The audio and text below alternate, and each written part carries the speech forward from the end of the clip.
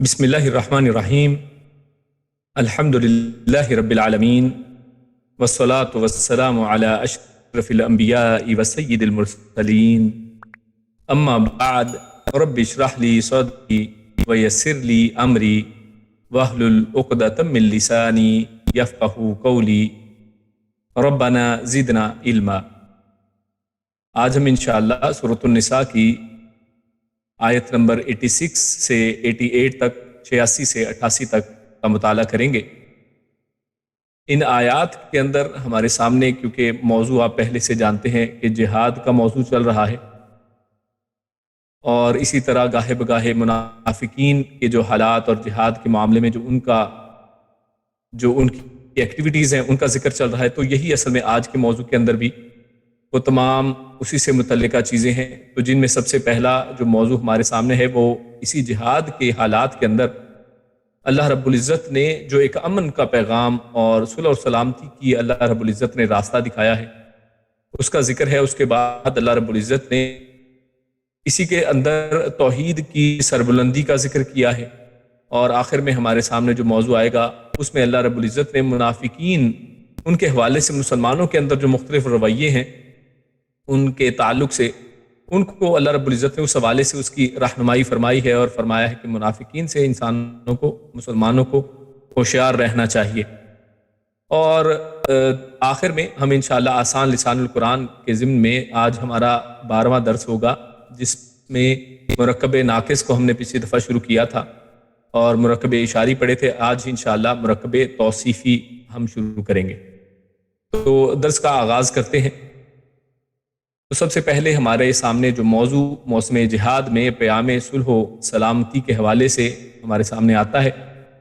اور اللہ رب العزت ارشاد فرماتا ہے: اعوذ باللہ من الشیطان الرجیم، بسم اللہ الرحمن الرحیم۔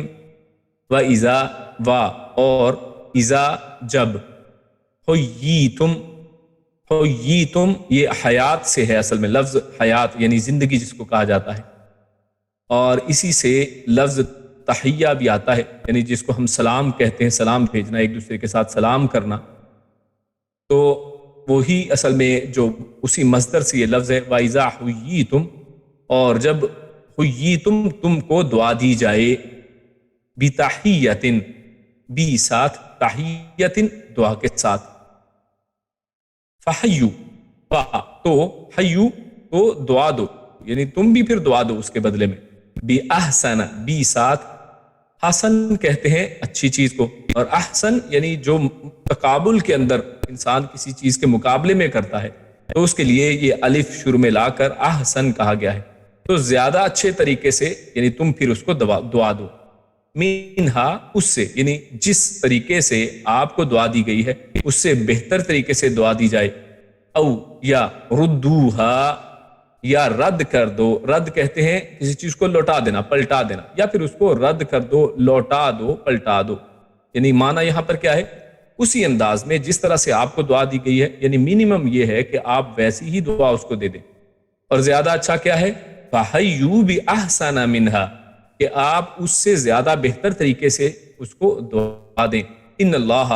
ان بے شک اللہ کان ہے، علی اوپر، کل شیء ہر چیز کے، حسیبا حساب لینے والا، حساب کتاب کرنے والا۔ تو یہ آیت ہے جس میں اللہ رب العزت نے سب سے پہلے ایک حکم دیا ہے، وَإِذَا حُيِّيتُمْ بِتَحِيَّةٍ فَحَيُّوا بِأَحْسَنَ مِنْهَا۔ تو یہ جو الفاظ ہیں یہاں پر، تو ان الفاظ کے اندر کیونکہ بہت اجمال ہے، یعنی یہ بڑے براڈر قسم کے اس کے اندر میننگ بنتے ہیں، تو اس کے 3 میننگ کیے گئے ہیں، لیے گئے ہیں، مفسرین نے اس کے 3 معنی کیے ہیں۔ ان میں سب سے پہلا معنی اگر دیکھیں تو جیسا پچھلی آیات چل رہی ہیں جن کا تعلق جہاد کے موضوع سے ہے، تو اگر اسی کے ساتھ، اسی کے پس منظر میں ان کو دیکھا جائے، تو یہاں پر ہم دیکھتے ہیں کہ جہاد کا حکم دینے کے بعد اب اللہ رب العزت نے صلح کے کچھ احکامات کو یہاں پر ذکر کیا ہے۔ چنانچہ فرمایا کہ اگر کفار کی طرف سے جنگ ختم کرنے اور صلح کرنے کی کوئی پیشکش کی جاتی ہے تو تم اس سے اچھا جواب دو، یعنی وَإِذَا حُيِّيتُمْ، تو حُيِّ جیسے ہم نے اصل بات کی کہ حُيِّ کی اصل کیا ہے؟ حیات سے، زندگی سے، یعنی اگر جنگ کو ختم کر کے زندگی مانگی جائے، یعنی جنگ کو ختم کر کے صلح کی جائے، کیونکہ جنگ اگر ختم ہو جائے تو یقیناً بہت سی زندگیاں بچتی ہیں اور اس کے اندر بہت سے اپنے برکات اور بہت سے فوائد ہیں. تو اس کو اللہ رب العزت فرماتے کہ اگر دشمن تمہارے سامنے اس جہاد کے میدان میں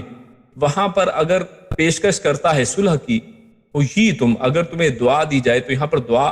کا معنی تو ایک براڈر میننگ میں کر دیا گیا ہے، لیکن اصل میں کیا ہے، یعنی اگر تمہیں صلح کی پیشکش کر دی جائے تو اس پس منظر میں کہ اگر اس آیت کو جہاد کے پس منظر میں دیکھا جائے تو یہاں پر ہوئی تم سے مراد صلح کی پیشکش ہے کہ اگر تمہیں صلح کی پیشکش کر دی جائے تو پھر تمہیں کیا کرنا ہے، بتحیۃ، یعنی کسی پیشکش کے ساتھ، صلح کی پیشکش کے ساتھ، تو فحیوا باحسن منہا، تو پھر تمہیں چاہیے کہ اس کو بڑے اچھے طریقے سے اس کو قبول کرو. یعنی اس صلح کی پیشکش کو چاہے میدان کا یعنی میدان لگ چکا ہے، اس کے باوجود اگر مخالف، اگر دشمن جو ہے، اگر کفر جو ہے وہ آپ کے سامنے صلح کی پیشکش رکھتا ہے تو اس کو قبول کرنا چاہیے. اور اس کا ہمیں پتہ کیسے چلتا ہے کہ اس کا یہ معنی لیا جا سکتا ہے؟ اللہ رب العزت نے خود دوسری جگہ پر ارشاد فرمایا، سورۃ الانفال آیت نمبر 61 میں اللہ فرماتا ہے وَإِن جَنَحُوا لِلسَّلْمِ فَاجْنَحْ لَهَا وَتَوَكَّلْ عَلَى اللَّهِ، اور اگر وہ صلح کی طرف مائل ہوں تو تو بھی اس کی طرف مائل ہو جا اور اللہ پر بھروسہ کر. یعنی اگر صلح کا پیغام آئے تو اس کو پھر رد نہیں کرنا چاہیے. لہٰذا اس کو چاہے آپ اس میدان کارزار کے حوالے سے دیں یا پھر عام حالات کے اندر انسانوں کے درمیان میں جب مختلف دشمنی پیدا ہو جاتی ہے یا آپس میں کسی معاملے میں ٹسل آ گئی، کسی معاملے میں کوئی کسی تنازع پیدا ہو جاتا ہے، تو صلح کے معاملے میں صلح کو قبول کرنا چاہیے اور صلح کے راستوں کو اختیار کرنے کی کوشش کرنی چاہیے. تو ایک تو اس آیت کا معنی ہمارے پچھلے پس منظر کے حوالے سے جو آیات چل رہی ہیں تو یہ نکلتا ہے. اور دوسرا کہ یہ جیسا کہ سورۃ النساء کی اگلی ہی آگے کچھ آیات میں 94 میں یہ آئے گا، اللہ رب العزت نے ارشاد فرمایا ہے یا ایھا الذین آمنوا اذا ضربتم فی سبیل اللہ فتبینوا ولا تقولوا لمن القى الیکم السلام لست مؤمنا. تو اللہ فرماتا ہے کہ جہاد کے سفر کے دوران کوئی شخص اگر اطاعت کے اظہار کے لیے یا اسلام قبول کرنے کے اظہار کے لیے سلام کہے تو یہ کہہ کر اسے قتل مت کرو کہ تم مومن نہیں ہو. یعنی اصل میں ہوتا یہ تھا کہ جب جہاد کا ظاہر میدان سجا ہے تو اس کے اندر بعض مسلمان، یعنی اگر کوئی آپ کے سامنے یعنی ایسے لگتا تھا کہ جیسے اس تلوار کے خوف سے اس نے اسلام قبول کر لیا ہے، یہ ڈر کر اسلام کو قبول کر رہا ہے، تو اس حالت میں بعض مسلمانوں کو اس کے اندر تردد ہوتا تھا کہ یہ لوگ پتہ نہیں مسلمان ہیں، یہ تو اپنی جان بچانے کے لیے ایسا کر رہے ہیں، کلمہ پڑھ رہے ہیں. تو اللہ رب العزت نے اس حوالے سے سورۃ النساء کی 94 نمبر آیت میں یہ چیز واضح کر دی کہ اگر اس میدان کارزار کے اندر بھی اگر کوئی شخص اسلام کا اظہار کرتا ہے، یعنی اگر وہ اپنی یعنی اب وہ اور دیکھیے یہاں پر حیات پھر وہی تم، یعنی وہ اصل میں لا الہ الا اللہ پڑھ کے اپنی جان کو اس کلمے کے بدلے میں بچا لیتا ہے. اور اللہ کے نبی صلی اللہ علیہ وسلم کے فرامین سے بھی ہمارے سامنے یہ بات واضح آتی ہے کہ اللہ کے نبی صلی اللہ علیہ وسلم نے فرمایا کہ جس شخص نے لا الہ الا اللہ پڑھ لیا اس نے اپنی گردن کو اس تلوار سے بچا لیا ہے. تو لہٰذا اگر کوئی شخص اس میدان جنگ کے اندر بھی اسلام کو قبول کر لیتا ہے تو اس کے اسلام کو مان لینا چاہیے اور اس کو قتل نہیں کرنا چاہیے. تو لہٰذا اس کے اندر پھر تردد میں نہیں پڑنا چاہیے کہ تم مومن نہیں ہو، بلکہ اس کے ایمان کو قبول کرنا چاہیے. لہٰذا اسی لیے اسلام کے اندر مسلمانوں کے اندر جو شخص کلمہ پڑھنے والا ہے، جو آج ہمارے معاشرے کے اندر ایک رویہ یہ پیدا ہو گیا ہے کہ جو کفر کا فتویٰ ہے یہ بڑا ہی سستا ہو گیا ہے. ہر کوئی شخص کسی بھی دوسرے شخص کے اوپر کفر کا فتویٰ لگا دیا، اس نے ایسا کہا تو وہ کافر ہو گیا ہے، کس نے ایسا کہا تو وہ کافر ہو گیا ہے. میرے بھائیو، یہ کفر کا فتویٰ اتنی کوئی آسان چیز نہیں ہے اور اس کو اتنا ہلکا نہیں لینا چاہیے کہ اپنے ہاتھ میں رکھا ہو اور انسان کفر کے فتوے بانٹتا چلا جائے. ایسی بات نہیں ہے. اور یہ علماء کا کام ہے کہ علماء جو ہیں وہ حالات واقعات اس شخص کے بارے میں پوری تحقیق اور ہر چیز کو دیکھ کر پھر بعد میں اگر فتویٰ دیتے ہیں اور اس کے اوپر بھی اگر اجماع ہو جاتا ہے کہ یہ لوگ جو ہیں کہ فلاں لوگ یا فلاں ایک پورا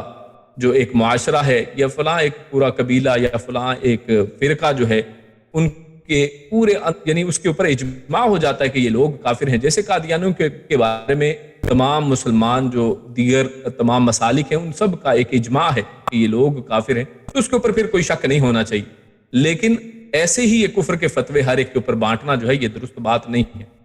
جب تک کہ لوگ لا الہ الا اللہ پڑھتے ہیں، ہاں اس کے اندر ان میں کمی کوتاہی ہے، فسق و فجور ہے، اس میں شرک کی ملاوٹ ہو گئی ہے، کہیں پر وہ کوئی بات کرتے ہیں کبھی کچھ بات کرتے ہیں، تو لہٰذا ان کی اصلاح ضرور کرنی چاہیے.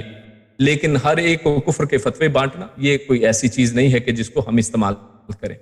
اس کے بعد اس کا معنی جو تیسرا معنی ہمارے سامنے آتا ہے جو اس آیت کے بالکل ظاہر کے اوپر ہے، یعنی اس کا ظاہری معنی اگر لیا جائے اس کو پس منظر سے علیحدہ کر کے تو وہ بھی تیسرا معنی لیا جا سکتا ہے، اور یہ تین معنی تینوں کے تینوں درست ہیں، یعنی ایسا نہیں کہ ان کے یہ تین معنی ہیں ان میں سے یہ والا صحیح ہے، بلکہ یہ تینوں ہی بیک وقت ان تینوں کو لیا جا سکتا ہے۔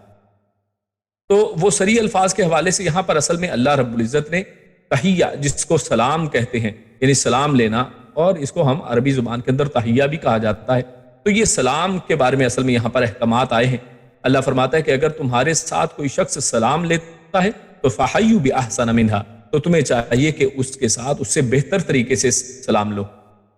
تو زندگی یا سلامتی کی اصل میں یہ ایک دعا ہے، اسی لیے حییتم یعنی دعا دی جائے، یہ ترجمہ یہاں پر کیا گیا ہے کہ اگر تمہیں کوئی سلامتی کی دعا دے، تو اس سے ایک اور اہم ہمارے سامنے نقطہ وہ ظاہر ہوتا ہے کہ یہ سلام جو ہے جو ہم ایک دوسرے کو کرتے ہیں، یہ کوئی صرف کہہ لیں ایک رسم نہیں ہے کہ انسان رسمی طور پر ایک دوسرے کو السلام علیکم کہہ دے، ایسے گزرے ہیں تو السلام علیکم کہہ دیا، تو ایسا نہیں ہے، بلکہ یہ ایک دعا ہے جو ایک مسلمان کسی دوسرے مسلمان کو دیتا ہے۔ یہ ایک مسلمان کا دوسرے مسلمان کے اوپر حق ہے، اور جس شخص نے آپ کے ساتھ سلام لیا ہے یہ اس کے سننے والے کے اوپر یہ واجب اور فرض ہے کہ وہ اس کے سلام کا جواب دے۔ تو اس جواب دینے کو علماء نے فرض قرار دیا ہے کہ یہ فرض ہے، اور اس کو زیادہ بہتر طریقے سے یعنی اس سلام کا جواب دینا یہ اصل میں مستحب ہے کہ اس کو زیادہ بہتر طریقے سے کیا جائے، لیکن کم سے کم اتنا جواب دینا یہ فرض ہے جیسا کہ خود اسی آیت میں اللہ رب العزت نے ارشاد فرمایا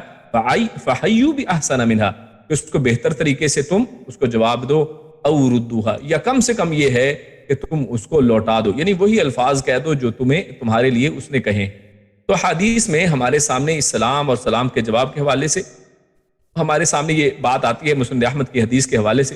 کہ اللہ کے نبی صلی اللہ علیہ وسلم نے فرمایا کہ اگر کوئی کہے السلام علیکم تو ہمیں چاہیے کہ اس کے جواب میں اس سے بہتر کلمات ادا کیے جائیں، اور وہ کیا ہے کہ ورحمۃ اللہ کا اضافہ کر دیا جائے، یعنی کوئی کہے السلام علیکم تو آپ کہیں السلام علیکم ورحمۃ اللہ، تو یہ کہہ دیا جائے تو یہ کافی ہوگا، یہ بہتر ہو جائے گا، اور اس سے 10 نیکیوں کا اضافہ ہو جائے گا۔ اور اسی طرح اگر کوئی شخص کہتے ہیں السلام علیکم ورحمۃ اللہ، یعنی وہ بھی آپ سے سلام ہی اس انداز میں کرتا ہے ورحمۃ اللہ شامل کر کے، تو آپ اس سے زیادہ اضافہ کر دیں، آپ کہیں گے السلام علیکم ورحمۃ یا وعلیکم السلام ورحمۃ اللہ وبرکاتہ،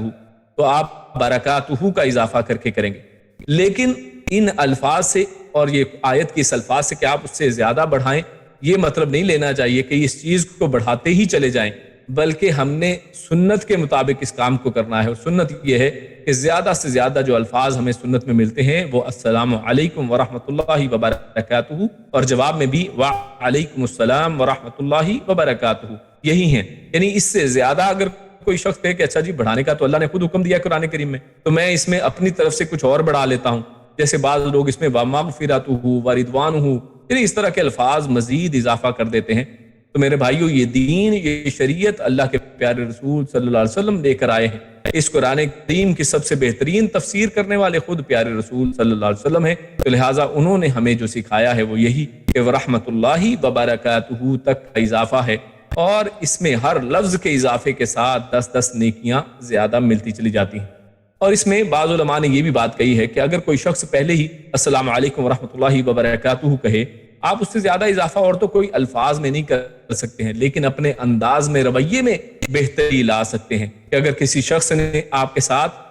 آپ کو کہا السلام علیکم ورحمۃ اللہ وبرکاتہ، تو آپ زیادہ پرجوش انداز میں، زیادہ بہترین انداز میں اس کا جواب دیں، تو یعنی اپنے انداز کے ساتھ آپ اس کو بہتر کر سکتے ہیں۔ تو احسن کے اندر یہ آپ کے انداز بھی اس کے اندر شامل ہیں اور الفاظ بھی اس کے اندر شامل ہیں۔ تو جیسے ہم نے پہلے بیان کیا کہ سلام کا جواب دینا یہ ہر ایک مسلمان کے اوپر فرض ہے کہ اس کا جواب دے، اور یہ مسلمان کا دوسرے مسلمان کے اوپر جو حقوق ہیں ان میں سے ایک حق ہے۔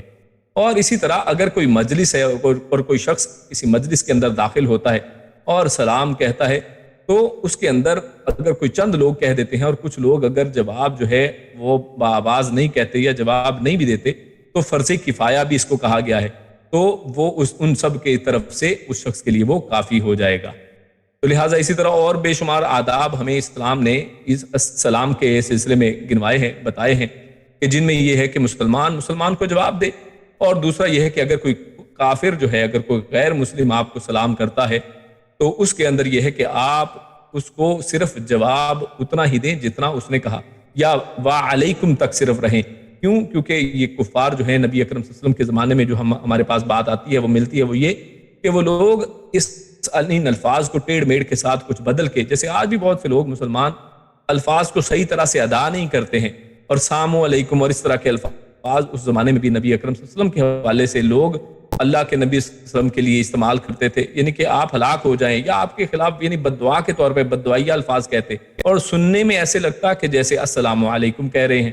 تو لہٰذا اللہ کے نبی صلی اللہ علیہ وسلم نے فرمایا کہ اگر وہ سلام لیں تو آپ اس کو بس اس کا جواب دے دیں کہ وعلیکم، کہ تمہارے اوپر بھی وہی ہو، یا وعلیکا، کہ تمہارے اوپر بھی ویسا ہی ہو جو تم نے مجھ کو کہا ہے۔ اور کفار کے ساتھ یا غیر مسلموں کے ساتھ سلام میں پہل نہ کی جائے، یعنی اس کا بھی خاص خیال رکھنا چاہیے کہ ہم کفار کے ساتھ سلام میں پہل نہ کریں۔ اور اسی حوالے سے ایک اور اہم بات وہ بھی سمجھ لیں، وہ یہ کہ آج بہت سے گریٹنگز کے جو نئے الفاظ جو ہیں وہ ایک غیر مسلم معاشرے سے ہمارے معاشرے کے اندر داخل ہوتے چلے جا رہے ہیں، اور وہ یہ ہے کہ جیسے گڈ مارننگ ہے، یا اسی طرح عرب ممالک میں صباح النور، صباح الخیر، اس طرح کے الفاظ بھی کہے جاتے ہیں، جبکہ اس حوالے سے ہمیں بالکل واضح رہنا چاہیے کہ اسلام نے ہمیں جو ایک تحیہ سکھایا ہے، جو دعا سکھائی ہے، وہ السلام علیکم ورحمۃ اللہ وبرکاتہ ہے، اور علماء کا فتویٰ اس کے اوپر یہی ہے کہ اگر کوئی شخص پہلے سلام لے کر اگر بعد میں یہ کچھ کہتا ہے تو پھر تو چلے کوئی حرج والی بات نہیں ہے، انسان پہلے سلام لے اور پھر کہے کہ صباح النور، صباح الخیر، یا گڈ مارننگ، گڈ ایوننگ، تو پھر تو کوئی حرج والی زیادہ بات نہیں ہے۔ لیکن اگر سلام نہیں لیتا ہے اور صرف ایسا کہ تو یہ کہنا درست نہیں ہے۔ تو اس کے حوالے سے آگے آیت کے آخر میں اللہ فرماتا ہے ان اللہ کان علی کل شیء حسیبا۔ یہ تینوں جو ہمارے سامنے اس آیت کے معنی ہمارے سامنے آئے ہیں کہ اس سلام اور اس تحیہ اور اس دعا سے مراد اصل میں کیا ہے، ایک تو یہ کہ اگر دشمن جو ہے وہ صلح کی پیشکش کرے، اس صلح کو قبول کیا جائے، اور اسی طرح یہ کہ اگر کوئی یعنی میدان جنگ کے اندر اسلام قبول کر لیتا ہے تو اس کے اسلام کو مانا جائے اور اس کو رد نہ کیا جائے، اور تیسرا یہ کہ سلام کا جواب جو ہے بہتر اور اچھے احسن انداز میں جواب دیا جائے۔ تو یہ تینوں ہی اصل میں اعمال انسان جب کرتا ہے تو اللہ فرماتا ہے ان اللہ کان علی کل شیء حسیبا، کہ اللہ رب العزت ہر چیز کا حساب رکھنے والے ہیں۔ تم کوئی بھی نیکی کا کام کرتے ہو، چاہے جنگ کے حالات ہیں، چاہے عام حالات میں کچھ بھی نیک کام کرتے ہو، اللہ رب العزت کے پاس ہر حساب اس کے پاس ہے، اللہ رب العزت اس کا پورا اجر تمہیں دینے والے ہیں۔ تو لہٰذا انسان کو اجر کے حاصل کرنے سے پیچھے نہیں رہنا چاہیے۔ اور دوسرا یہاں پر اس آیت سے جو اگر جنگ کے حوالے سے اس کی بات کی جائے، جہاد کے میدان کے حوالے سے بات کی جائے، تو اتنا بہترین اخلاق اسلام کا یہاں پر نظر آتا ہے کہ اسلام یہ نہیں کہتا ہے کہ جناب اگر آپ میدان جنگ کے اندر ہیں تو آپ کفار کا مسئلہ کریں، ان کے اعضاء کاٹ دیں اور ان کو کاٹ کر ان کا برا حال کر دیں، بلکہ اس جہاد کے میدان میں بھی انسان اللہ رب العزت نے کیسے بہترین اخلاق سکھائے کہ اگر اس میدان کے اندر بھی یہاں پر جنگ یعنی دشمن آپ کی تلوار کے نیچے ہے، لیکن اگر وہ وہاں پر اسلام قبول کرتا ہے، اگر وہ صلح کی پیشکش کرتا ہے، تو اس صورت میں بھی ہمیں اس کو معاف کر دینا چاہیے اور اس کی صلح کی پیشکش کو قبول کرنا چاہیے۔ تو لہٰذا یہ صرف اسلام ہی کے اخلاق ہیں کہ جو امن کی دعوت دیتے ہیں، جو سلامتی کی دعوت دیتے ہیں، اور ہمیں چاہیے کہ اس سلامتی اور امن کی دعوت کو کفار تک پہنچائیں، ان تک یہ پیغام پہنچائیں کہ ہمارا قرآن جہاں سے تم جہاد کی آیتیں اور ان کو غلط مس کوٹ کر کے تم بیان کرتے ہو، تو اللہ کے اسی قرآن کے اندر دیکھیے یہ کتنے بہترین اخلاق بھی اللہ رب العزت ہی نے سکھائے ہیں۔ تو اس آیت کے اندر اللہ رب العزت نے کیونکہ سلام کی بات کی ہے تو سلام کے بعض فضائل اور مقاصد یہاں پر آپ کے سامنے رکھتے ہیں، جیسا کہ سیدنا ابو ہریرہ رضی اللہ تعالیٰ عنہ سے روایت ہے، فرماتے ہیں قال رسول اللہ صلی اللہ علیہ وسلم، کہ اللہ کے رسول صلی اللہ علیہ وسلم نے کیا فرمایا، لا تدخلوا الجنت حتی تؤمنوا، کہ تم ہرگز جنت کے اندر داخل نہیں ہو سکتے جب تک کہ تم ایمان نہیں لے آتے، یعنی جنت کے اندر داخلے کے لیے جو شرط ہے وہ کیا ہے، وہ ایمان ہے۔ اور اللہ کے نبی فرماتے ہیں وَلَا تُؤْمِنُوا حَتَّى تَحَابُّوا، اور تم اس وقت تک ایماندار نہیں ہو سکتے، مومن نہیں ہو سکتے جب تک کہ تم آپس میں ایک دوسرے کے ساتھ محبت نہ کرو۔ یعنی یہاں پر یہ اصل مقصد اس سلام کا اللہ رب کے نبی صلی اللہ علیہ وسلم بیان فرما رہے ہیں کہ پہلی چیز یہ کہ انسان اس وقت تک جنت میں داخل نہیں ہو سکتا جب تک کہ ایماندار نہ ہو، ایمان نہ لے آئے، اور اس وقت تک حقیقی ایماندار وہ نہیں کہلوا سکتا ہے کہ جب تک کہ وہ نفرتوں کو چھوڑ کر محبت شروع نہ کر دے، آپس میں محبت نہ رکھے. اولا ادلکم علی شیء اذا فعلتموہ تحاببتم، اللہ کے نبی فرماتے ہیں کہ کیا تمہیں میں کوئی ایسی چیز نہ بتاؤں کہ اگر تم اس کو کر لو تو تمہارے دلوں کے درمیان میں، تمہارے آپس میں محبت پیدا ہو جائے گی. تو اللہ کے نبی فرماتے ہیں افشوا السلام بینکم، کہ آپس میں سلام کو عام کرو. افشو کا مطلب اس کو بالکل عام، یعنی اس کو کلچر بنا دو، یعنی اس کو پھیلا دو. تو لہٰذا یہ آپس میں محبت پیدا کرنے کا سب سے بہترین طریقہ اللہ کے نبی صلی اللہ علیہ وسلم نے سکھا دیا ہے کہ سلام لیا جائے آپس میں. اور ہم آج دیکھتے ہیں کہ ہمارا معاشرہ آہستہ آہستہ اس سلام جیسی چیز سے، جس کے اوپر کوئی 1 روپیہ ٹکا استعمال نہیں ہوتا ہے، صرف منہ سے آپ نے کہنا ہے، لیکن لوگ اس سے بھی آہستہ آہستہ پیچھے ہٹتے جا رہے ہیں، اس مقصد کو بھول رہے ہیں. کیونکہ اسی وجہ سے دیکھیے آپس میں جو محبت ہے وہ ختم ہو گئی. صرف لالچ کے اوپر رشتے ہیں، دلوں میں محبت نہیں ہے بلکہ بغض ہے. ایک دوسرے کے ساتھ روزانہ ملتے ہیں لیکن دل کے اندر ایک دوسرے کے لیے نفرت ہے. زبان کے اوپر ہم ایک دوسرے سے سلام بھی بعض اوقات لے لیتے ہیں، لیکن دل میں ایک دوسرے کے خلاف جو ہے کوئی حسد اور بغض پایا جاتا ہے. تو میرے بھائیو، اللہ کے نبی صلی اللہ علیہ وسلم نے فرمایا ہے کہ تم جب تک آپس میں ایک دوسرے سے محبت نہیں کرتے ہو، تم ایماندار نہیں ہو سکتے، اور جب تک تم ایمان والے نہیں ہو جنت میں داخل نہیں ہو سکتے. اور اس محبت کو پیدا کرنے کا فارمولہ اللہ کے نبی نے بڑا ہی آسان، جس کے اوپر کوئی ٹکٹ نہیں لگتی ہے، کوئی پیسہ نہیں خرچ ہوتا ہے، کوئی محنت نہیں لگتی ہے، وہ یہ ہے کہ آپس میں ایک دوسرے سے سلام کیا جائے. اور ہم یہ دیکھتے ہیں کہ ہمارے معاشرے سے یہ سلام کی رسم، یعنی رسمی ہی تھا پہلے، لیکن وہ بھی آہستہ آہستہ ختم ہو رہا ہے. لوگ سلام نہیں لیتے ہیں، اور اگر انسان کسی کو سلام لے لے تو وہ گور کر دیکھتا ہے کہ اس نے مجھ سے سلام کیوں لیا ہے، یعنی میں تو اس کو جانتا ہی نہیں ہوں، یہ مجھ سے سلام کس خوشی میں لے رہا ہے. اور بڑا اس کو عجیب اور تعجب کے ساتھ دیکھا جاتا ہے. میرے بھائیوں، اس سلام کو اتنا عام کرنا چاہیے کہ لوگ تعجب کرنا چھوڑ دیں، لوگوں کو پتہ چل جائے کہ سلام لینا جو ہے وہ کوئی تعجب کی بات نہیں، بلکہ ایک مومن کی صفت ہے اور ایک مسلمان کا حق ہے، اور دوسرے مسلمان کا فرض ہے کہ اس کا جواب دے. اور جنت میں جانے کی یہ ایک چابی اور کنجی کی شکل میں ہمارے سامنے آ گیا ہے. اور اسی طرح اللہ کے نبی صلی اللہ علیہ وسلم ایک دوسری حدیث کے اندر، سنن ابن ماجہ کی حدیث ہے، اللہ کے نبی فرماتے ہیں کہ یا ایھا الناس، اے لوگو، افشوا السلام، سلام کو عام کر دو، سلام کو پھیلاؤ. وَأَطْعِمُوا الطَّعَامَ، اور کھانا کھلایا کرو. وَصِلُوا الْأَرْحَامَ، اور رحمی رشتوں کو جوڑو. وَصَلُّوا بِاللَّيْلِ، اور رات کے وقت نماز پڑھو، یعنی تہجد کی نماز. وَالنَّاسُ نِيَامٌ، جب لوگ سو رہے ہوتے ہیں. تَدْخُلُوا الْجَنَّةَ بِسَلَامٍ، اور اگر تم یہ سب کام کر لو گے تو سلامتی کے ساتھ جنت میں داخل ہو جاؤ گے. یعنی جنت میں سلامتی کے ساتھ داخل ہونے والی چیزوں میں یہاں پر بھی دیکھیے کتنی بڑی بڑی چیزیں بھی یہاں پر بیان کی گئی ہیں، اور ان میں سب سے پہلے جس سے آغاز کیا گیا ہے وہ کہا گیا یعنی افشوا السلام،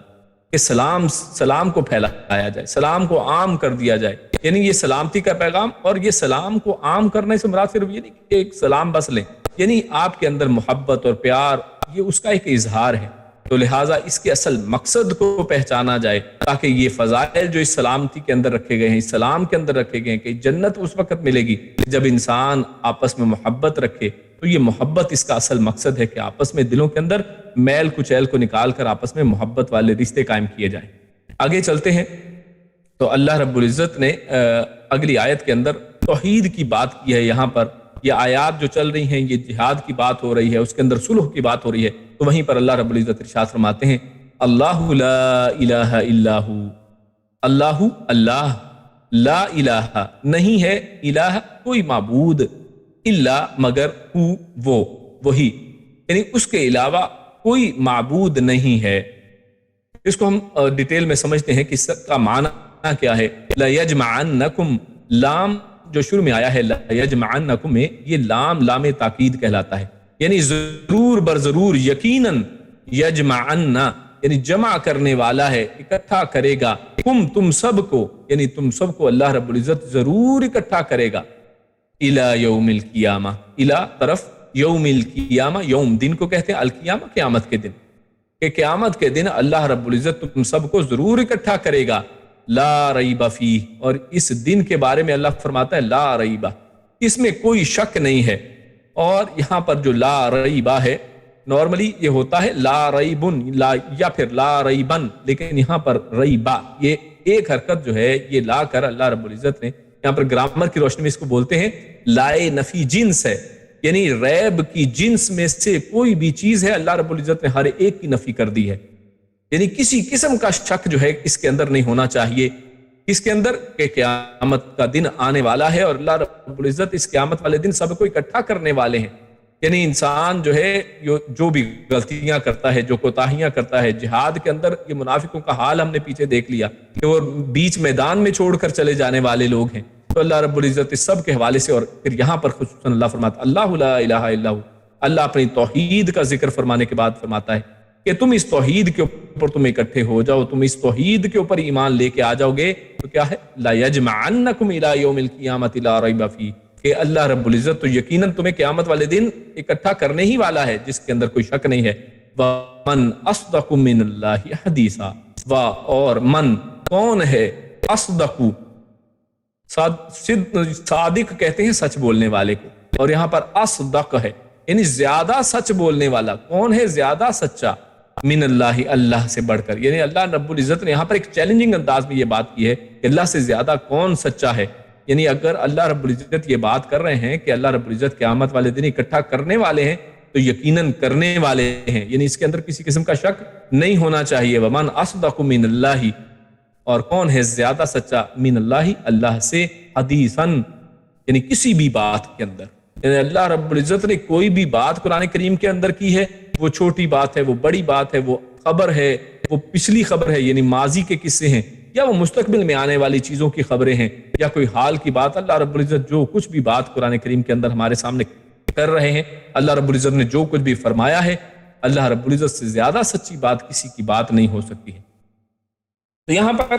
ہم نے پہلے بات کی کہ سب سے پہلے اللہ رب العزت نے اس آیت کے اندر فرمایا اللہ لا الہ الا ہو. تو یہاں پر اللہ نے کہا کہ اللہ کے علاوہ کوئی معبود نہیں ہے. تو اس کا ایک معنی جو ہمارے سامنے یہاں پر آ رہا ہے وہ تو ایسے لگ رہا ہے جیسے اللہ کے علاوہ کوئی معبود ہی نہیں ہے، جبکہ ہم دنیا کے اندر دیکھتے ہیں کہ بے شمار معبود لوگوں نے بنا رکھے ہیں. کوئی رام کی پوجا کرتا ہے، کوئی کرشن کی پوجا کرتا ہے، کسی نے عیسیٰ ابن مریم کو رب بنا لیا ہے، اور کوئی شیطان کی پوجا کرتا ہے. تو لوگوں نے تو طرح طرح کے معبود بنا رکھے ہیں. لوگ تو طرح طرح کے لوگوں کی عبادتیں کرتے ہیں، غیر اللہ کی عبادت تو کی جاتی ہے.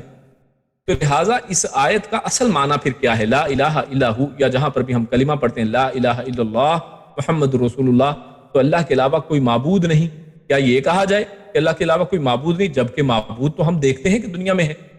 تو اس حوالے سے اللہ رب العزت کا قرآن خود اس آیت کی تفسیر کرتا ہے. اللہ رب العزت نے سورۃ الحج آیت نمبر 62 میں ارشاد فرمایا ہے ذالک بان اللہ هو الحق وان ما يدعون من دونه هو الباطل، یعنی یہ اس لیے کہ بے شک اللہ ہی ہے جو حق ہے، اور اس کے سوا وہ جسے بھی پکارتے ہیں وہی باطل ہے. یعنی اس سے یہ پتا چلا کہ اللہ کے علاوہ معبود یعنی یدعون پکارا تو جاتا ہے، معبود تو ہیں لیکن وہ حقیقی نہیں ہیں بلکہ وہ باطل ہیں، اور حقیقی معبود صرف اللہ رب العزت کی ذات ہے. لہٰذا جب بھی ہم کلمے کا ترجمہ کریں لا الہ الا اللہ کا، یا پھر اس آیت کا ہمارے سامنے جو ترجمہ ہے اللہ لا الہ الا ہو، تو اس کا ترجمہ ہمیں اس انداز میں اس طرح سے کرنا چاہیے اسی آیت کی قرآن کریم کی روشنی میں، یہ کہ اللہ کے علاوہ کوئی حقیقی معبود نہیں ہے. ورنہ معبود تو اللہ کے علاوہ ہیں، لیکن جو قابل ہو اس کے، جو لائق ہو، جو باطل نہ ہو، تو وہ اللہ کے علاوہ اصل میں کوئی حقیقی معبود نہیں ہے. اللہ ہی صرف حقیقی معبود ہے. یعنی اس انداز میں اس کا معنی کرنا چاہیے کہ اللہ کے علاوہ کوئی حقیقی معبود نہیں ہے. یا پھر یہ انسان کہہ سکتا ہے کہ اللہ کے علاوہ کوئی عبادت کے لائق نہیں ہے. یعنی معبود تو لوگوں نے بنا رکھے ہیں لیکن وہ اس لائق نہیں ہے کہ ان کی عبادت کی جائے. تو اس کا صحیح معنی جو ہے ہمیں خود بھی سیکھنا چاہیے، اس کا صحیح معنی خود بھی سمجھنا چاہیے، اور اپنے اولاد کو بھی اسی انداز میں سکھانا چاہیے. یعنی اس کا یہ معنی کرنا کہ اللہ کے علاوہ کوئی معبود نہیں ہے، یہ معنی صحیح اور درست نہیں ہے، اور اس کے اندر بہت سی قباحتیں بھی ہیں اصل میں. کیونکہ بہت سے جو گمراہ لوگ ہیں وہ انہوں نے اسی معنی کو لے کر اس کے بہت سے آگے بڑی لمبی، یعنی کہہ لیں کہ جیسے دودھ کے اندر پانی ڈالتے جاؤ تو بڑی لمبی لسی بنا لی ہے اس کی، اور وہ اسے آگے وہ مطلب یہ نکالتے ہیں کہ جو دنیا کے اندر جس کی بھی اصل میں عبادت کی جاتی ہے تو در حقیقت وہ اللہ ہی کی عبادت کی جاتی ہے. یعنی آپ چاہے مندر چلے جائیں، چاہے مسجد چلے جائیں، اور ہم اس طرح کے لفظ جو ہیں قوالیوں کے اندر سنتے ہیں کہ مندر چلے جاؤ، چاہے مسجد کے اندر چلے جاؤ، چاہے رام کے اندر چاہے اللہ کو دیکھ لو، یعنی تو ہی ہے جہاں پر بھی دیکھو گے. تو میرے بھائیو ایسی بات نہیں ہے. صرف اللہ کے علاوہ بے شمار لوگوں کی لوگ عبادت کرتے ہیں لیکن وہ اس لائق نہیں ہے کہ ان کی عبادت کی جائے، اور صرف خالص ایک اللہ ہی ہے کہ جو عبادت کے لائق اور فائق ہے. تو پچھلی آیات کے ساتھ اس کا تعلق یہ ہے کہ کافر اور منافق کی ساری جو دوڑ دھوپ اور تمنا ہے وہ صرف یہی ہوتی ہے کہ توحید کا کلمہ کہیں بلند نہ ہو جائے. یعنی یہاں پر اس کو ذکر کیوں کیا گیا ہے؟ کیونکہ پیچھے منافقوں کی بات چل رہی تھی، اور ان کی بات کو یہاں پر اس کے ساتھ اگر کنیکٹ کریں تو یہ پتہ چلتا ہے کہ اصل میں ان کی ساری سٹرگل کس کے لیے ہے کہ شرک کو بلند کیا جائے اور اللہ کی توحید کو کسی نہ کسی طریقے سے دبایا جائے اور لوگ اس کے اوپر کہیں نہ آ جائیں. لیکن ان کی ان سب سازشوں سے اللہ کی کبریائی میں کوئی فرق نہیں پڑتا. اللہ رب العزت نے فرمایا لَيَجْمَعَنَّكُمْ إِلَىٰ يَوْمِ الْقِيَامَةِ، تم یہاں پر اس دنیا کے اندر جو کچھ مرضی کرتے جاؤ، تم اپنی پھونکوں کے ذریعے اللہ کے اس نور کو بجھانا چاہتے ہو، لیکن اللہ رب العزت اس نور کو پھیلا کر رہنے والا ہے کہ اللہ رب العزت کی قدرت سے اللہ سے بڑا کوئی بھی نہیں ہے. تو لہٰذا اللہ کی جو کبریائی ہے اس میں کوئی فرق نہیں پڑ سکتا ہے، وہ قائم و دائم ہے. کائنات کا ذرہ ذرہ اس خالق کائنات کی توحید کی گواہی دے رہا ہے. اگر یہ چند جو منافق اور کفار ہیں اگر اللہ کی کو نہیں بھی مانتے ہیں تو کائنات کا ذرہ ذرہ جو ہے اللہ رب العزت کی عبادت کرنے والا، اس کی توحید کی گواہی دینے والا ہے. تو اللہ فرماتا ہے لَيَجْمَعَنَّكُمْ إِلَىٰ يَوْمِ الْقِيَامَةِ لَا رَيْبَ فِيهِ. تو یہ کافروں کو بطور وارننگ کہا ہے کہ ان کے کفر یا باتوں سے یہ دن ٹلنے والا نہیں ہے، بلکہ ہر کافر، فاسق اور منافق کو اللہ جمع کر لے گا. لہٰذا انہیں سیدھے ہو جانا چاہیے. یعنی ان کے لیے ایک وارننگ کا پیغام یہاں پر دیا ہے کہ اللہ رب العزت کی ذات تو ایک ذات ہے، اس کو چھوڑ کر تم نے معبودان باطلہ بنا لیے ہیں جن کی خاطر تم لڑتے مرتے ہو. اللہ رب العزت نے سورۃ النساء کے ہم پچھلی آیات میں پڑھ آئے ہیں کہ کچھ لوگ جو ہیں وہ ایمان والے وہ اللہ کی خاطر لڑتے ہیں، اور جو طاغوت والے ہیں، جو شیطان کی پوجا کرنے والے، شیطان کی پیروی کرنے والے ہیں، وہ طاغوت کی خاطر لڑتے ہیں. تو اصل میں جنگ یہاں پر حق و باطل کی اصل میں ہو رہی ہے. یہ مسلمان اور کافر میں اصل میں نہیں لڑ رہے، پیچھے نظریات اصل میں لڑنے والے ہوتے ہیں. تو اللہ رب العزت کہتا ہے کہ تم جیسا مرضی عقیدہ رکھ لو، اس دنیا کے اندر تم جو مرضی کر لو، تمہیں یہ ایک مہلت دے دی گئی ہے، لیکن قیامت والے دن اللہ رب العزت تمہیں اکٹھا کر لے گا. یہاں مومنوں کو بھی اطمینان دلایا ہے کہ کفار کی ان سازشوں سے گھبرانے کی ضرورت نہیں ہے. اللہ رب العزت قیامت والے دن جب سب کو اکٹھا کر لے گا تو فیصلہ اصل میں اللہ رب العزت کے ہاتھ میں ہے، اور اللہ رب العزت یقیناً صحیح بات کرنے والا ہے، صحیح فیصلے کرنے والا ہے. اور اللہ فرماتا ہے آخر میں وَمَنْ أَصْدَقُ مِنَ اللَّهِ حَدِيثًا، کہ اللہ سے زیادہ کس کی بات سچی ہو سکتی ہے. یقیناً اس کی ہر خبر حق اور سچ ہوتی ہے اور ہر صورت ہو کر رہتی ہے. وارننگ کے بعد یہ کہنا اس وارننگ اور وعدے میں شدت پر دلالت کرتا ہے. یعنی پہلے وارننگ اللہ نے دے دی کہ لا یجمعنکم الی یوم القیامہ، اور اس کے بعد پھر یہ کہنا اور ساتھ یہ بھی کہہ دیا لا ریب فیہ، کہ اس دن کے اندر تو کوئی شک بھی نہیں ہے، لیکن ساتھ یہ کہہ دیا کہ ومن اصدق من اللہ حدیثا، کہ اللہ کی بات سے سچی بات کس شخص کی ہو سکتی ہے، کس کی ہو سکتی ہے. تو یہ اصل میں اللہ رب العزت نے جو اوپر ایک چیلنجنگ بات کی، ایک وارننگ کی بات کی ہے کہ اللہ رب العزت اکٹھا کر لے گا، اس کے اندر اللہ نے شدت کے لیے یہ الفاظ بھی یہاں پر لے کر آیا ہے. اور آگے ہم اب جو اللہ رب العزت نے یہ بات کی ہے ومن اصدق من اللہ حدیثا، اس حوالے سے کچھ بات کرنا چاہتے ہیں. تو ہم ظاہراً امت مسلمہ کے اندر دیکھتے ہیں کہ ہر مسلمان اس بات کا قائل تو ہے کہ اللہ سے سچا یقیناً کوئی نہیں ہے. آپ کسی بھی مسلمان کو گئے گزرے سے بھی پوچھیں گے کہ اللہ سے سچی بات کس کی ہے تو سب یقیناً اس کا یہی جواب دیں گے کہ یقیناً اللہ رب العزت کی بات سب سے سچی بات ہے. لیکن جب ہم عملی میدان کے اندر دیکھتے ہیں، جب ہم لوگوں کو ان کے عام جو روٹین میں دیکھتے ہیں اور ان کی عادات و اطوار اور ان کے اعمال کو دیکھا جاتا ہے تو ہم وہاں پر دیکھتے ہیں کہ قول و فعل کے اندر بہت زیادہ فرق ہے. اور وہاں پر ہم دیکھتے ہیں کہ لوگ اللہ رب العزت کو سچا نہیں مانتے ہیں، بلکہ کہیں پر اپنے امام کو سچا مانا جاتا ہے، کہیں پر اپنے مسلک کو سچا مانا جاتا ہے، کہیں پر اپنے مولوی صاحب کو، کہیں اپنے ملا مولوی کو سچا مانا جاتا ہے. تو میرے بھائیوں، اللہ رب العزت کو وہاں پر سچا نہیں مانا جاتا ہے. اللہ کے قرآن کی آیتیں پیش کی جاتی ہیں کہ میرے بھائی عقیدہ اللہ رب العزت قرآن میں یہ عقیدہ دیتے ہیں، لیکن وہاں پر کہا جاتا ہے کہ نہیں جناب ہمارے مولوی صاحب تو یہ فرماتے ہیں، اور جناب ہمارے عقیدے میں تو یہ ہے، ہمارے مسلک میں تو ایسا ہے، ہمارے مسلک میں تو ویسا ہے. تو وہاں پر ایسی باتیں مسلکوں کو سامنے لے کر آیا جاتا ہے، جبکہ اللہ رب العزت کا جو یہ قول ہے کہ اللہ سے زیادہ سچی بات کس کی ہے، تو اللہ اپنے اسی سچی باتوں میں سے چند باتیں صرف آپ کے سامنے پیش کرتے ہیں. آپ خود ہی جائزہ لے لیں کہ ہم اللہ کو کیا واقعی سچا ماننے والے ہیں. اللہ رب العزت سورۃ الاحقاف آیت نمبر 5 میں ارشاد فرماتا ہے وَمَنْ أَضَلُّ مِمَّنْ يَدْعُو مِن دُونِ اللَّهِ مَن لَّا يَسْتَجِيبُ لَهُ إِلَىٰ يَوْمِ الْقِيَامَةِ وَهُمْ عَن دُعَائِهِمْ غَافِلُونَ. اللہ فرماتا ہے اور اس سے بڑھ کر کون گمراہ ہے جو اللہ کے سوا انہیں پکارتا ہے جو قیامت کے دن اس کی دعا قبول نہیں کریں گے اور وہ ان کے پکارنے سے بے خبر ہیں. یعنی آج آپ نہیں دیکھتے کہ دنیا میں کتنے سارے لوگ ہیں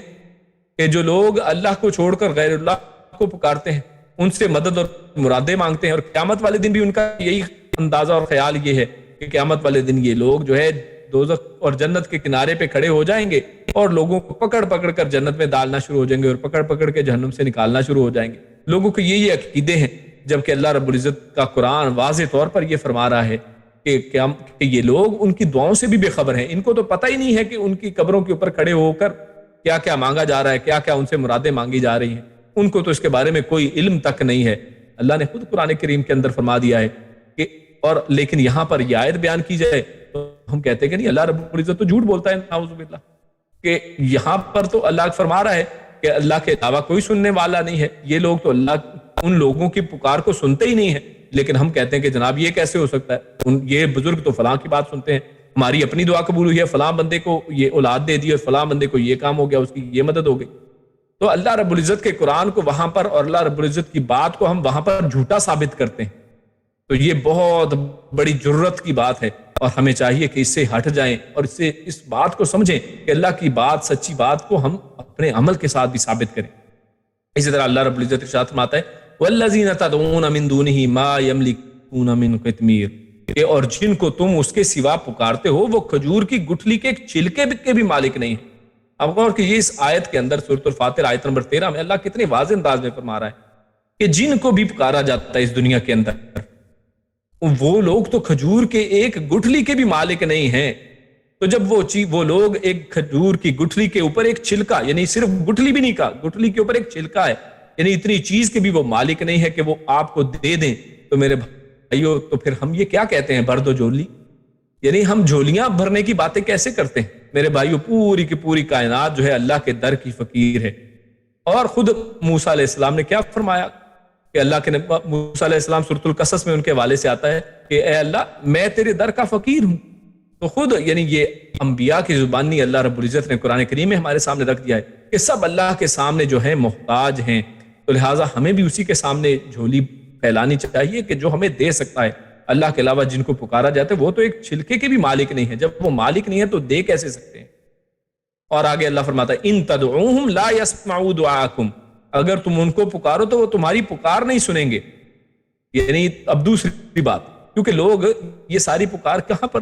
لوگ جاتے ہیں اور درگاہوں پر، مزاروں پر، قبروں کے اوپر کھڑے ہوتے ہیں اور وہاں پر دعائیں کرتے ہیں. اللہ رب العزت نے اس کا رد یہاں پر کیا ہے کہ اگر تم ان سے دعا کرو تو کیا ہے، ان تدعوہم، اگر تم نے ان سے دعا کرو، تم ان سے مانگو، لا يسمعوا دعاکم، وہ تو تمہاری دعاؤں کو سنتے ہی نہیں ہیں، وہ تمہاری دعائیں نہیں سنیں گے. وَلَوْ سَمِعُوا، اور اگر بفرض محال وہ سن لیں، وَلَوْ سَمِعُوا، اگر وہ سن لیں، یعنی اگر اللہ رب العزت ان کو کسی طریقے سے سنا بھی دیتا ہے، مَسْتَجَابُوا لَكُمْ،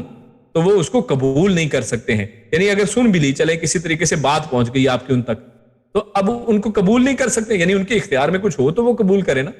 کہ جناب ایسا کروا دیں، ویسا کروا دیں، لڑکا دے دیں، لڑکی دے دیں، پیپروں میں پاس کروا دیں، جناب اتنی دولت ہاتھ لگ جائے، اور وغیرہ وغیرہ بے شمار دعائیں لوگ جا جا کے کرتے ہیں. تو اللہ فرماتا ہے کہ اگر وہ کسی وجہ سے سن بھی لیں، مَسْتَجَابُوا لَكُمْ، تو اس کو قبول نہیں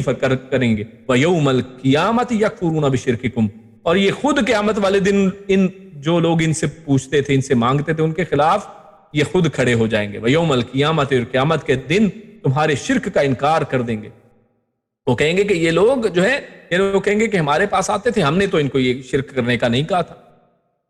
وَلَا يُنَبِّئُكَ مِثْلُ خَبِيرٍ، اور اللہ پھر یہاں پر یہی بات کرتا ہے، اور تجھے ایک پوری خبر رکھنے والے کی طرح کوئی خبر نہیں دے گا. یعنی اللہ رب العزت نے ہمیں خبردار کر دیا ہے، یہیں پر دنیا کے اندر بتا دیا ہے کہ جو تم نے اپنے دماغ سے گمان بنا لیے ہیں، جو تم نے خیال کر لیا کہ جناب فلاں جگہ پر جائیں گے یہ فائدہ ہو جائے گا، فلاں درگاہ پر جائیں گے یہ فائدہ ہو جائے گا، اللہ فرماتا ہے کہ تمہیں سب سے زیادہ جو خبردار کون ہے، سب سے زیادہ خبریں کس کے پاس ہیں؟ وہ اللہ کے پاس ہیں. تو اس خبردار نے، اس خبیر نے تمہیں بتا دیا ہے کہ یہ ایسا ہونے والا نہیں ہے، تمہیں یہ لوگ فائدہ نہیں پہنچا سکتے، ان کی ملکیت میں کوئی چیز ہی نہیں ہے. تو لہٰذا پھر بھی ہم کہتے ہیں کہ نہیں، اللہ کی بات تو جھوٹی ہے. جناب یہ پیر صاحب سچے ہیں، جنہوں نے ہمیں اس درگاہ کے اوپر لگایا ہے، یہ مجاور سچ بولتا ہے، بلکہ اللہ تو جھوٹ بولتا ہے، نعوذ باللہ. تو ہمیں اس بات سے بالکل ڈر جانا چاہیے. اور ایسے رویے والے لوگوں کے بارے میں اللہ رب العزت نے قرآن کریم میں ایک بات کہی ہے. اللہ رب العزت سورۃ الزمر آیت نمبر 45 میں اللہ بیان کرتا ہے وَإِذَا ذُكِرَ اللَّهُ وَحْدَهُ اشْمَأَزَّتْ قُلُوبُ الَّذِينَ لَا يُؤْمِنُونَ بِالْآخِرَةِ، اور جب اس اکیلے اللہ کا ذکر کیا جاتا ہے، یعنی جب کوئی توحید پرست یہ کہتا ہے کہ بھائی ایک اکیلے اللہ سے دعائیں کرو، ایک اکیلے اللہ سے مانگو، صرف اس اللہ کے سامنے جھکو، یہ سجدے کہا کہ یہ قبر والے کو نہیں ہے بلکہ سجدہ تمہیں اللہ کے سامنے کرنا ہے، تو کیا ہوتا ہے؟ اشمعزت قلوب الذین لا یؤمنون بالآخرہ، تو یہ جو لوگ آخرت پہ اصل میں جن کا ایمان ہی نہیں ہے، یہ لوگ ان کے دل جو ہے وہ تنگ پڑ جاتے ہیں۔ یعنی اگر کسی محفل میں، کسی درس میں صرف خالص اللہ کی بات کی جائے، توحید کی دعوت دی جائے، وہاں پر ان کے دل بڑے کڑتے ہیں، وہاں پر بڑے دل تنگ ہوتے ہیں۔ وَإِذَا ذُكِرَ الَّذِينَ مِن دُونِهِ، اور جب اللہ کو چھوڑ کر اس کے علاوہ کی بات چیت شروع ہو جاتی ہے، اِذَا هُمْ يَسْتَبْشِرُونَ، تو پھر بڑے خوش ہوتے ہیں کہ واہ جی واہ، یہاں پر دیکھو نا اولیاء اللہ کی بات کی جا رہی ہے، یہاں پر دیکھو نا یہ مزار والوں کی باتیں چیتیں شروع ہو رہی ہیں، تو ان قصے کہانیوں میں ان کو مزہ آتا ہے، وہاں پر وہ خوش ہوتے ہیں۔ لیکن خالص اللہ کی بات کی جائے تو دل تنگ پڑ جاتے ہیں۔ اللہ رب العزت ہمیں اس تنگی سے محفوظ کرے، اللہ رب العزت ہمیں خالص اللہ رب العزت کی عبادت کرنے اور اسی سے مانگنے اور اسی کے سامنے سر بسجود ہونے کی توفیق عطا فرمائے۔ اللہ ہمیں ان کے شرک سے محفوظ فرمائے۔ آگے چلتے ہیں، آگے ہمارا جو موضوع ہے آخری آیت کے اندر وہ منافقین سے کے متعلق ہے کہ اللہ رب العزت نے منافقین سے ہوشیار کیا ہے مسلمانوں کو۔ اللہ فرماتا ہے فما لکم،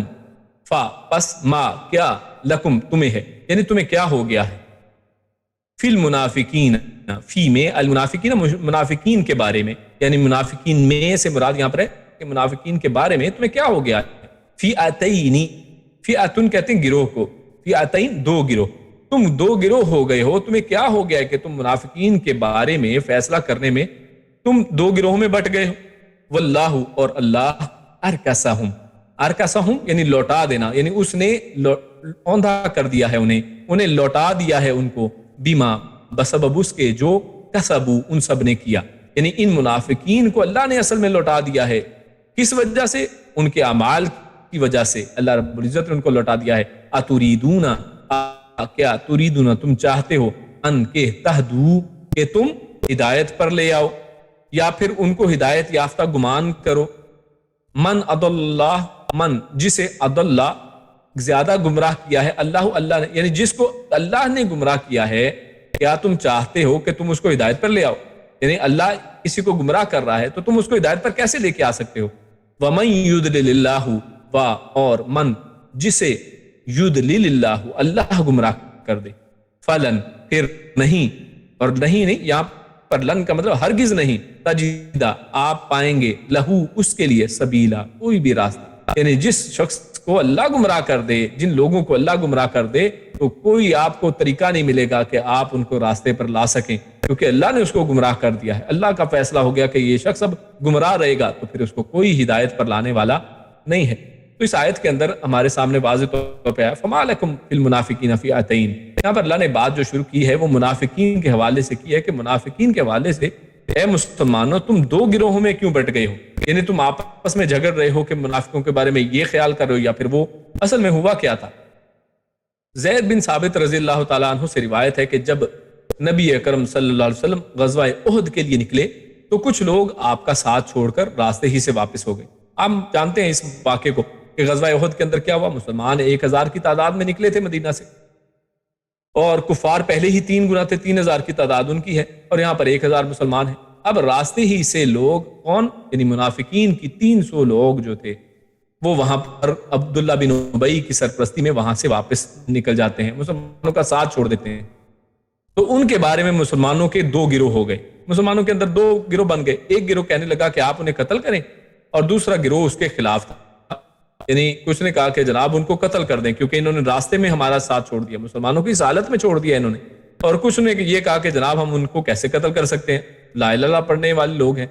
تو ان کو ہم کس طرح سے قتل کر دیں۔ تو یہ آیت اتری، تو وہاں پر اللہ رب العزت نے پھر فیصلہ کن یہ بات یہاں پر کی ہے فما لکم فی المنافقین فی اتین، کہ تم 2 گروہ پھر کیوں بن گئے ہو۔ اور آپ صلی اللہ علیہ وسلم نے ارشاد فرمایا کہ یہ طیبہ ہے، یعنی یہ جو مدینہ جو ہے یہ طیبہ ہے، یہ گند کو اس طرح دور کر دیتا ہے جیسے آگ چاندی کے گند کو۔ یعنی یہاں پر آ کر دیکھیے، یعنی مکے میں کیا تھا، مکے میں ایک ہی طرح کے لوگ تھے، جو ظاہر وہی باطن، یہاں پر منافق بھی آ گئے تھے مدینہ میں۔ مدینہ میں یہ یہودی جو ہے منافقت کے ساتھ اسلام کا لبادہ اوڑھ کے مسلمان میں شامل ہو گئے تھے۔ تو وہ فرماتے ہیں اللہ کے نبی کہ یہ طیبہ ہے، یہ طیبہ کی خصوصیت یہ ہے کہ گند کو اس طرح دور کر دیتا ہے جیسے آگ چاندی کے گند کو دور کرتی ہے۔ تو اصل میں یہاں پر آج اللہ رب العزت نے منافقوں سے کو مسلمانوں سے بالکل ممیز علیحدہ کر دیا ہے۔ آج واضح طور پر ہمیں پتہ چل گیا ہے کہ کون مسلمان ہے اور کون منافق ہے۔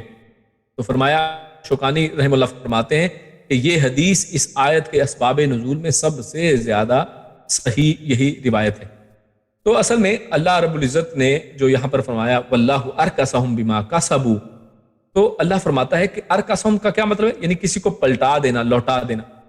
یعنی یہ ان منافقین کے دلوں کے اندر جو میل اور گند تھا، جو ان کے دل کے اندر منافقت تھی، اس کی وجہ سے، جس کے بارے میں اللہ فرمایا بما کسبوا، یعنی ان لوگوں کے اندر جو پہلے سے ایک مرض ان کے اندر، مرض کے اندر مبتلا تھے، وہ منافقت کا مرض جو ہے، وہ کفر کا مرض جو ہے، اور جس کی وجہ سے اللہ رب العزت خود یعنی قرآن بلکہ حدیث کے اندر آتا ہے کہ یہ منافقین جو ہے فی درک الاسفل من النار، یہ جہنم کے سب سے گہرے گڑھے میں جائیں گے۔ یعنی یہ منافقت اتنا بڑا گناہ ہے، کیونکہ یہ ظاہراً مسلمان ہیں اور باطناً یہ مسلمانوں کو پتہ ہی نہیں ہے کہ ان کے باطل کے بارے میں کیا تھا۔ تو اللہ نے ایک تو یہ کیا کہ ان کو یہاں پر واضح کر دیا، اور واضح کرنے کا کیا؟ واللہ ارکسہم، اللہ نے ان کو اصل میں اوندھا کر دیا، اللہ نے ان کو لوٹا دیا۔ اللہ رب العزت نے ان کو توفیق ہی نہیں دی ہے کہ وہ مسلمانوں کے ساتھ جا کر لڑ سکیں، جنگ کر سکیں، اور یہ توفیق کا چھن جانا، یہ دیکھیے کتنی بڑی اصل میں یہ بدبختی کی بات ہے کہ ان منافقوں سے اللہ رب العزت نے توفیق ہی چھین لی کہ یہ لوگ مسلمانوں کا ساتھ دے سکیں۔ تو اللہ رب العزت فرماتا ہے تم بھی ان کے بارے میں کسی غلط فہمی کا شکار نہ ہو اور ان سے دھوکہ نہ کھاؤ۔ یعنی اللہ نے واضح آج دیکھیے تمہارے لیے کر دیا ہے کہ یہ منافق لوگ ہیں، اور ان سے تم نے ہوشیار رہنا ہے، بچنا ہے۔ اور یہ منافقین آئندہ یعنی تمہارے اوپر اب واضح ہو گئے، کیونکہ یہ جنگ احد سے پہلے تک منافقین کے بارے میں کلیئر نہیں تھا کہ جناب ہمارے مسلمانوں کے اندر یہ جماعت بھی مل چکی ہے۔ ایسے بھی کچھ لوگ ہیں جو ظاہراً مسلمان ہیں اور باطناً ان کے عقائد کچھ اور ہیں۔ تو اللہ رب العزت نے یہاں پر یہ چیز واضح کر دی، ان کو واپس لوٹا کر انہی کے اسی کفر کی طرف، ان کے اسی منافقت کی طرف اللہ نے ان کو واپس لوٹا دیا، ان کی منافقت کو بڑھا دیا۔ اور یہ کیوں ہوا؟ اللہ رب العزت کسی کے اوپر ظلم نہیں کرتے ہیں، بلکہ ان کے کسب کی وجہ سے، انہوں نے جو کیا اس کی وجہ سے ہوا۔ اللہ فرماتا ہے اتریدون ان تهدوا من اضل اللہ،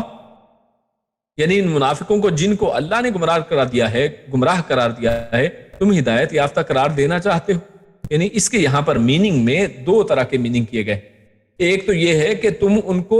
ہدایت یافتہ قرار دینا چاہتے ہو، یعنی وہی جو شروع میں بات اللہ نے کی ہے کہ دو گروہ بن گئے۔ کچھ نے تو کہا کہ یہ لوگ ظاہر مسلمان ہیں،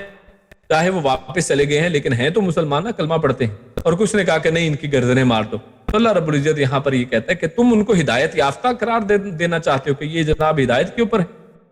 تو اصل میں ایسا نہیں ہے۔ من اضل اللہ، جس کو اللہ نے گمراہ کر دیا ہو تو یہ پھر ہدایت یافتہ نہیں ہو سکتے۔ اب یہ منافق جو ہیں وہ سیدھے راستے پہ آنے والے نہیں ہیں۔ اور دوسرا معنی یہ کہ جن سے اللہ نے ہدایت چھین لی ہے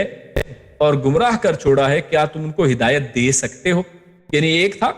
ان کو ہدایت یافتہ قرار دینا، تہدو کا معنی کہ کیا تم ان کو ہدایت یافتہ قرار دے رہے ہو، اور دوسرا معنی یہ کیا گیا ہے کہ کیا تم ان کو ہدایت پر لانا چاہتے ہو، یعنی تم چاہتے ہو کہ وہ واپس ہدایت پر آ جائیں اور تم ان کے ساتھ باتیں چیتیں اچھی طریقے سے کرو اور وہ دوبارہ ہدایت کو تسلیم کر لیں، تم ان کو ہدایت دینا چاہتے ہو۔ تو اللہ فرماتے ہیں کہ نہیں، کیونکہ من اضل اللہ، جس کو اللہ نے گمراہ کر دیا اس کو تم ہدایت کیسے دے سکتے ہو؟ اور اللہ فرمایا وَمَن يُضْلِلِ اللَّهُ فَلَن تَجِدَ لَهُ سَبِيلًا، اور جن کو اللہ گمراہ کر دے آپ اس کے بارے میں کوئی بھی سبیل نہیں پائیں گے،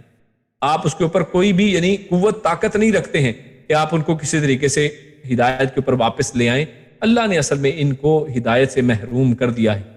اور ہدایت اور گمراہی اللہ کے اختیار میں ہے، جسے چاہتا ہے اور قابل سمجھتا ہے اسے عطا فرماتا ہے۔ یہ اللہ رب العزت کسب کو دیکھتا ہے، اور کسب سے دیکھ کر اللہ رب العزت کسی کو ہدایت سے نواز دیتا ہے، توفیق دے دیتا ہے، اور کسی کو اس سے محروم کر دیتا ہے۔ اور اس کے بارے میں اللہ رب العزت خود فرماتا ہے، یعنی ایسا نہیں ہے کہ کوئی کہے کہ اللہ رب العزت جناب جس کو مرضی پکڑ کے